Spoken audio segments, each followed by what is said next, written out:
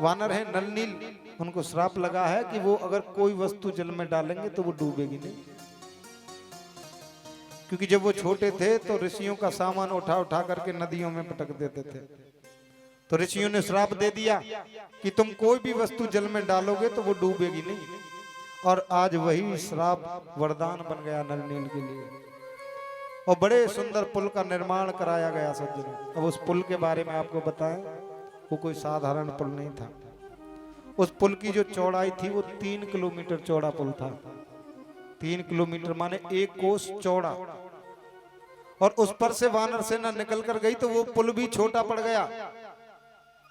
तो जो समुद्री जीव जंतु हैं उनके ऊपर बैठ बैठ करके वानर सेना को समुद्री जीव जंतु ने पार कराया। कितनी सेना लेकर के प्रभु पहुंच गए। लेकिन भगवान ने कहा कि जाओ, अंगद को दूत बना करके भेजा, अभी समय है।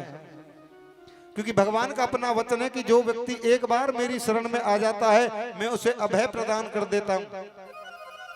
जाओ, अंगद को भेजा। अंगद ने समझाने का प्रयास किया तो रावण ने उसकी बात को नहीं माना। लौट कर आ गया। अंगद ने कहा कि कोई बात नहीं बनी। बहुत समझाने का प्रयास किया। इधर विभीषण समझाते हैं, नाना माल्यवान समझाते हैं, देवी मंदोदरी समझा रही है, रावण को पूरी लंका समझा रही है। लेकिन मैंने आपको बताया जिसके जीवन में अभिमान आ जाता है उसका सर्वनाश निश्चित हो जाता है, और रावण अभिमानी है। विभीषण जब समझाने लगे तो लात मार करके निकाल दिया, तुम भी जाओ अपने भगवान के पास। विभीषण अपने 10-5 मंत्रियों को लेकर के आए तो भगवान ने क्या किया, समुद्र का जल लेकर के विभीषण का राज्याभिषेक कर दिया। और जैसे ही विभीषण का राज्याभिषेक किया तो पूरी वानर सेना में एक ही प्रश्न है कि भगवान ने विभीषण को राज्याभिषेक कर दिया, लेकिन अगर कहीं युद्ध में हम हार गए तो क्या होगा प्रभु के वचन का। क्योंकि रघुकुल रीत सदा चले आई, प्राण जाए पर वचन न जाई। और भगवान ने तो इसे राजा बना दिया और युद्ध में हम हार गए तो फिर। तो भगवान कहते हैं देखो, विभीषण तो राजा बन चुका है, विभीषण राजा बन चुका है, लेकिन ये देखने वाली बात है अगर हम युद्ध में हार गए तो मैं विभीषण को अयोध्या का राजा बना दूंगा। लेकिन विभीषण तो राजा बन चुका है। ये देखने वाली बात है कि विभीषण राजा लंका का बनेगा कि अयोध्या का बनेगा। और आज युद्ध प्रारंभ हो गया सज्जनों। एक एक करके रावण के तमाम पुत्र मारे गए, एक एक बलवान पुत्र, 1 लाख पुत्र, 1.25 लाख नाती, इतना बड़ा परिवार। कुंभकर्ण अतिरथ वीर, उसको भी प्रभु ने मार डाला। तमाम पुत्र जब मारे गए तो केवल इकलौता पुत्र बचा है जिसका नाम है इंद्रजीत या मेघनाद। रावण से कहता है पिताश्री आप मुझे युद्ध में जाने नहीं देते हो, मैंने कई बार आपसे कहा युद्ध में जाने के लिए, आपको क्या भय है? आप मुझे आशीर्वाद प्रदान करिए और मैं आज युद्ध को अंतिम स्थिति में पहुंचा करके आऊंगा। युद्ध करने के लिए इंद्रजीत आया है और युद्ध करते करते शक्ति बाण का प्रहार लक्ष्मण के ऊपर कर दिया। और जैसे ही शक्ति बाण लगा लक्ष्मण के तो जमीन पर मूर्छित होकर के लक्ष्मण गिर पड़े। और मेघनाथ जय जयकार करता हुआ लौट करके लंका में पहुंच गया। रावण कहते हैं क्या तुमने दोनों भाइयों को मार डाला? इंद्रजीत कहता है पिताश्री आप चिंता मत करिए, एक भाई को मैंने शक्ति का प्रहार किया है, एक तो प्रातःकाल होने तक मर जाएगा और दूसरा उसकी याद में रोते रोते मर जाएगा। अब आपको चिंता करने की जरूरत नहीं है। आज जैसे ही शक्ति बाण लगा तो पूरी वानर सेना में शोक की लहर दौड़ गई। भगवान राम लक्ष्मण को अपनी गोदी में लक्ष्मण का सिर रख करके बैठे हुए और मन में विचार कर रहे हैं कि जब मैं आ रहा था वन को तो माता सुमित्रा ने मुझसे कहा था कि देखो मेरे पुत्र का ध्यान रखना। और आज जब मैं लौट करके अयोध्या जाऊंगा और लक्ष्मण को कुछ हो गया और मां सुमित्रा जब मुझसे पूछेंगी कि मेरा पुत्र कहाँ है तो मैं क्या जवाब दूंगा? नेत्रों में आंसुओं की धारा बह रही है। विभीषण जी से पूछा क्या कोई ऐसा उपाय नहीं जो लक्ष्मण के प्राण बच सके? विभीषण जी कहते हैं देखो लंका में सुसैन वैद्य हैं, अगर वो आए तो कुछ उपाय हो सकता है। और हनुमान जी गए और मकान के समय तो उठा करके ले आए। लेकिन सुसैन वैद्य ने मना कर दिया कि देखो मैं आपके रोगी का उपचार नहीं कर सकता। बोले क्यों? क्योंकि मैं शत्रु पक्ष का वैद्य हूं और आपको तो मेरे ऊपर भरोसा भी नहीं करना चाहिए क्योंकि मैं शत्रु पक्ष से आया हूं। तो भगवान ने बड़ी धर्म की बात कही, नीति की बात कह रहे हैं भगवान। भगवान कहते हैं देखो वैद्य या डॉक्टर किसी का मित्र और शत्रु नहीं होता है, उसका केवल एक ही धर्म होता है कि यथासंभव कोई भी रोगी उसके पास आए तो उसका यथासंभव उपचार करे। बोले देखो उपाय तो है लेकिन बहुत कठिन है, मतलब असंभव मानो। बोले आप बताइए तो सही। उत्तर दिशा में द्रोणागिरी नामक एक पर्वत है और उस पर मृत संजीवनी नाम की बूटी है। अगर उस बूटी को सूर्य की पहली किरण निकलने से पहले लाया जाए तो ही लक्ष्मण के प्राण बच सकते हैं, अन्यथा लक्ष्मण के प्राण बचने का कोई प्रश्न नहीं है। और आज हनुमान जी प्रभु से आज्ञापित होकर के जा रहे हैं, पहुंच गए लेकिन पहचान भूल गए, कोई वैद्य तो है नहीं। मन में सोचा कि टाइम खराब करने से कुछ नहीं हो रहा है, तुरंत पर्वत को उठा लिया और लेकर के जब निकलने लगे तो मार्ग में अयोध्या पड़ती है। उस अयोध्या में जहां मेरे प्रभु ने जन्म लिया, हनुमान जी के मन में विचार आया कि जब मैं यहाँ से निकल रहा हूं तो क्यों न उस पवित्र भूमि को मैं प्रणाम करता चलूं जिस पर मेरे प्रभु ने जन्म लिया है। उस पवित्र भूमि को मुझे प्रणाम करना चाहिए। और पर्वत को लेकर जब नीचे उतरने लगे तो सैनिकों ने जाकर भरत से सूचना दे दी, बहुत बड़ा राक्षस है, कोई पर्वत गिरा करके पूरे नगर को नष्ट करना चाहता है। और भरत जी ने क्या किया, बाण चला दिया। और हनुमान जी को जैसे ही बाण लगा, राम राम राम करते करते हनुमान जी नीचे आए और भरत ने सुना कि ये तो कोई भगवान का प्रेमी है। धनुष बाण हाथ से छूट करके गिर पड़े, नेत्रों में आंसुओं की धारा बहने लगी। और भरत कहते हैं कि मुझ जैसा पापी दूसरा कोई नहीं हो सकता, मेरे जैसा पापी संसार में कौन हो सकता है। मेरी वजह से प्रभु वन में भटक रहे हैं और आज उनका कोई भक्त आया तो उसे भी मैंने बाण मार दिया, मुझ जैसा पापी कोई नहीं हो सकता। लेकिन हनुमान जी की मूर्छा खुली, पूरा वृत्तांत बताया कि इस समय अगर मैं संजीवनी लेकर के युद्ध स्थल पर नहीं पहुंचा तो लक्ष्मण के प्राण बच नहीं सकते हैं।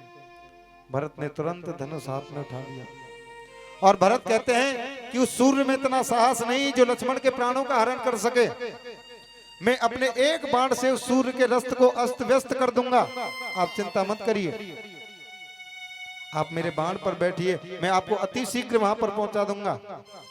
हनुमान जी ने हाथ जोड़ करके कहा, भरत जी मेरे ऊपर भगवान की इतनी बड़ी कृपा है कि उनका नाम लेने से ही मेरे सारे मनोरथ पूर्ण हो जाते हैं, इतनी कृपा है, आप चिंता न करें। और इधर पूरी वानर सेना में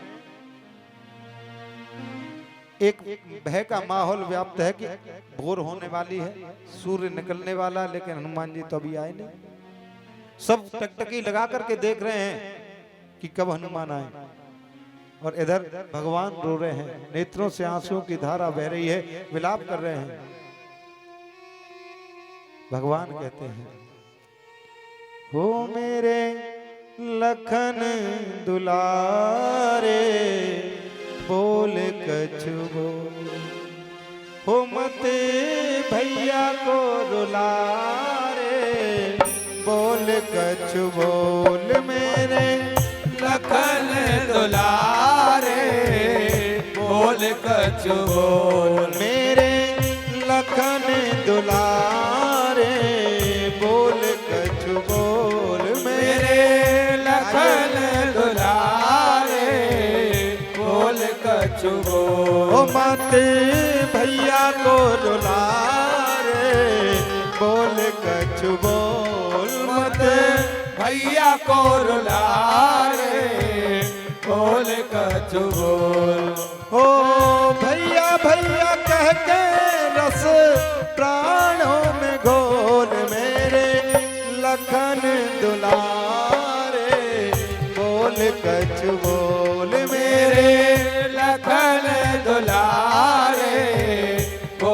कछु ओ बोल। मत भैया को रुला रे बोल कछु बोल। मत भैया को रुला रे बोल कछु बोल। ओ भैया भैया कह के रस प्राणों में घोल मेरे लखन दुलारे बोल कछु बोल मेरे लखन दुलारे बोल कछु बोल। ओ मत भैया को रुला रे बोल कछु बोल। मत भैया को रुला रे बोल कछु हरि बोल।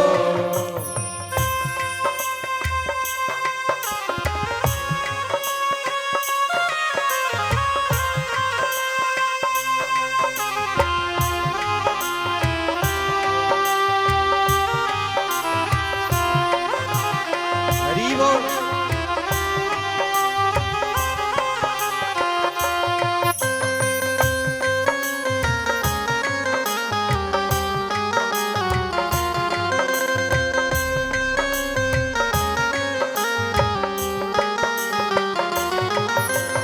बीती जाए रैन पवन सुत क्यों अब तक ना आए।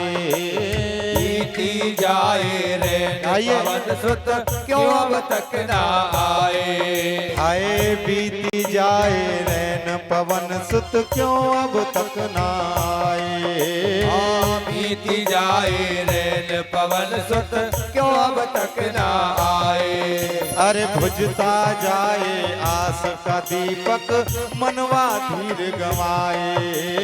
बुझता जाए आस का दीपक मनवा दी घबराए। अरे सूर्य निकल कर सूर्य वंश का सूर्य डुबो ना जाए। बिना बुलाए बोलने वाला बोले नहीं बुलाए।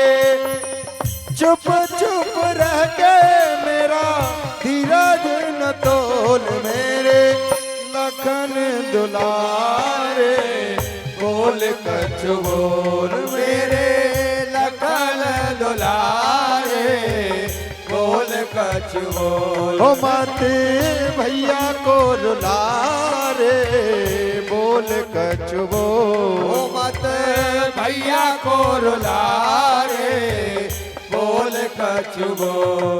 हो भैया भैया कह के भैया भैया कह के रस प्राणों में घोल मेरे लखन दुलारे बोल कछु बोल। ओ मेरे लखन दुलारे बोल कछु बोल।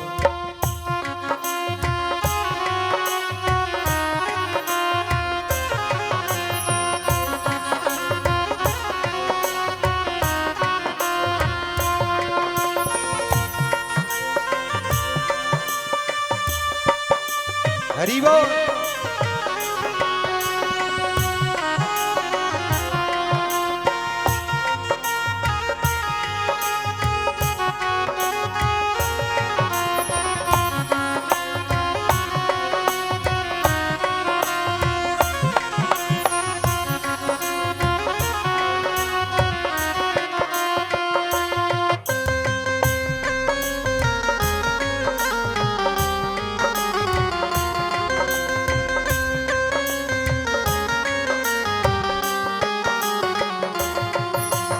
इस धरती पर और न होगा मुझ जैसा हत भागा। इस धरती पर और न होगा मुझ जैसा हक भागा। अरे इस धरती पर और न होगा मुझ जैसा हत भागा। इस धरती पर और न होगा मुझ जैसा हक भागा। हाय मेरे रहते बाण शक्ति का तेरे तन में लागा। और मेरे रहते बाण शक्ति का तेरे तन में लगा। अरे तोड़ के अब तू जा नहीं सकता मुझसे नेह का धागा। मैं भी अपने प्राण तजूंगा आज जो तू ना जागा। चुप चुप रह के मेरा धीरज न तोल मेरे लखन दुलारे बोल कछ बोल ओ मेरे लखन दुलारे बोल कछ बोल। ओ मते भैया को रुला रे बोल कछ बोल ओ मते भैया को रुला रे बोल कछ बोल। हो भैया भैया कह के रस प्राणों में घोल मेरे लखन दुलारे बोल कछ बोल मेरे लखन दुलारे बोल कछ बोल। ओ मते भैया को रुला रे बोल कछ बोल। ओ मते भैया को रुला रे बोल कछ बोल। मेरे लखन दुलारे बोल कछ बोल। बोलिए राजा रामचंद्र भगवान की, बोलिए हनुमान जी महाराज की जय जय श्री राधे। आज हनुमान जी को जब आते देखा वानर सेना ने तो बड़ा आनंद सबके मन में है। और लक्ष्मण जी को मृत संजीवनी नाम की बूटी जैसे ही पिलाई, लक्ष्मण तुरंत तड़क करके खड़े हो गए। कहाँ है इंद्रजीत, कहाँ है मेघनाथ? और देखा चारों तरफ वानर सेना खड़ी हुई है। पूछा भैया क्या हुआ? बोले लक्ष्मण मत पूछो, बड़ा संकट आया था, लेकिन हनुमान जी के कारण सब संकट दूर हो जाते हैं। आज मेघनाथ युद्ध करने के लिए आया तो लक्ष्मण के हाथों मेघनाथ का अंत हो गया। सज्जनों, केवल अकेला रावण बचा इस समय। इतना बड़ा परिवार, उस अभिमान में, उस अहंकार में सब कुछ नष्ट कर लिया, केवल अकेला रावण बचाया। और अपने दिव्य रथ पर युद्ध करने के लिए रावण जब रणभूमि में आया तो देवताओं ने भी प्रभु की शरण में अपना रथ भेज दिया और दोनों का युद्ध हो रहा है। आकाश में युद्ध कर रहे हैं तो देवता लोगों की भीड़ लगी हुई है, क्योंकि एक तरफ है धर्म और दूसरी तरफ है अधर्म। धर्म अधर्म का युद्ध है और देवता लोग फूल लेकर के आकाश में खड़े हुए हैं। भगवान बार बार बाण चलाते हैं, रावण का सिर कट जाता है, फिर नया सिर जुड़ जाता है। बार बार बाण चलाते हैं, बार बार नया सिर आ जाता है। तो देवताओं ने प्रश्न किया ब्रह्मा जी से कि हे ब्रह्मा देवता, प्रभु इसके सिर को बार बार काटते हैं, इसको नया सिर आ जाता है, प्रभु इसके हृदय को लक्ष्य करके बाण क्यों नहीं चलाते हैं? इस आतताई का वध क्यों नहीं करते हैं? तो ब्रह्मा जी कहते हैं देखो देवताओं, इस समय इसके हृदय में माता जानकी का वास है और जानकी जी के हृदय में प्रभु के चरणों का वास है। अगर इस समय इसके हृदय को लक्ष्य करके बाण चला दिया तो माता जानकी के साथ पूरी सृष्टि का विनाश हो जाएगा। लेकिन भगवान जब बार बार इसके सिर को काटेंगे तो ये कुछ समय के लिए विचलित हो जाएगा और उस समय इसके हृदय से माता जानकी की जो तस्वीर है वो निकल जाएगी। उस समय प्रभु इसके हृदय को लक्ष्य करके बाण चलाएंगे। और बार बार जब सिर कटने लगे तो रावण विचलित हो गया और मेरे प्रभु ने उस समय रावण के ऊपर आग्नेय अस्त्र का संधान किया और उस विशाल रणभूमि में रावण आज मृत अवस्था में पड़ा हुआ है। देवताओं ने बड़ी सुंदर पुष्प वर्षा की। विभीषण जी का राज्याभिषेक हुआ, माता जानकी को लेकर के जब आए तो उन्हें अग्नि परीक्षा देनी पड़ी। ये बड़े विडंबना की बात है। इस संसार में केवल एक देश हमारा ऐसा है जहां पर स्त्रियों की पूजा होती है। केवल हमारे देश में स्त्रियों की पूजा होती है। लेकिन ये भी बड़ी विडंबना है कि जिस देश में स्त्रियों को पूजा जाता है उसी देश में स्त्रियों की सबसे बड़ी दुर्दशा भी है। सबसे ज्यादा अगर अत्याचार कहीं होता है माताओं के ऊपर तो वो हमारे देश में होता है। आप देखें पेपर उठा करके देखें, न्यूज चैनल देखें, कितनी माता बहनों को रोज दहेज की आग में जला जला करके हमारे देश में मार दिया जाता है। कितनी माताओं को जहर दे करके मार दिया जाता है, कितनी बहनों को मार दिया जाता है। आप विचार करें, आज भी माताओं को अग्नि परीक्षा देनी पड़ती है और पहले भी माताओं को ही अग्नि परीक्षा देनी पड़ती थी। ये बड़ी विडंबना की बात है।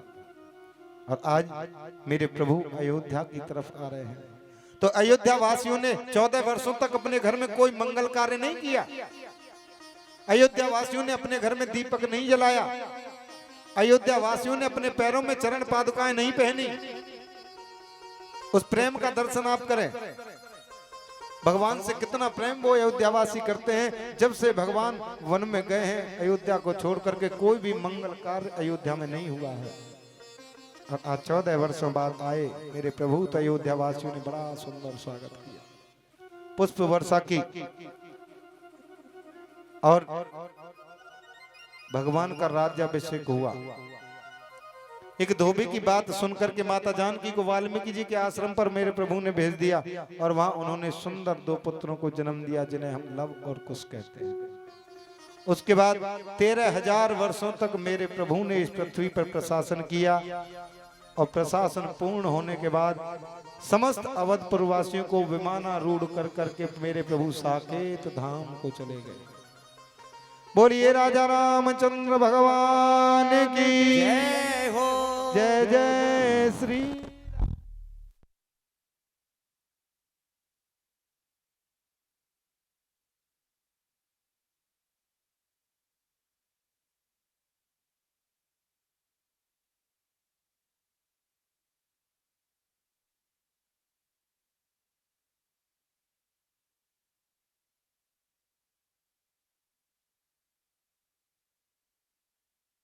आदरणीय सुखदेव स्वामी ने राजा परीक्षित को राम कथा बहुत संक्षिप्त में सुनाई। परीक्षित को परम आनंद की प्राप्ति हुई। आदरणीय सुखदेव कहते हैं, राजन, भगवान राम का चरित्र इतना पवित्र है, अगर उसका एक शब्द भी हमने जीवन में उतार लिया तो हमारा जीवन कल्याण के मार्ग पर चला जाएगा। और अब हम सज्जनों मथुरा की कथा में, ब्रज की कथा में प्रवेश करेंगे। अब तक आपने जो कथाएं सुनी वो बहुत मर्यादा की थी, और अब यहाँ से लड्डू गोपाल की कथा में हम लोग प्रवेश करेंगे। तो बड़े भाव के साथ झूमते हुए वृंदावन में चलना है। हम लोग ब्रज में वृंदावन की कथा में प्रवेश कर रहे हैं, तो बड़े भाव के साथ मीठी मीठी तालियां बजाते हुए।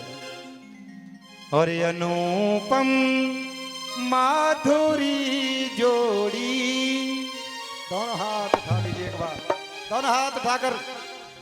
अनुपम माधुरी जोड़ी हमारे श्याम श्यामा की। अनुपम माधुरी जोड़ी हमारे श्याम श्यामा की।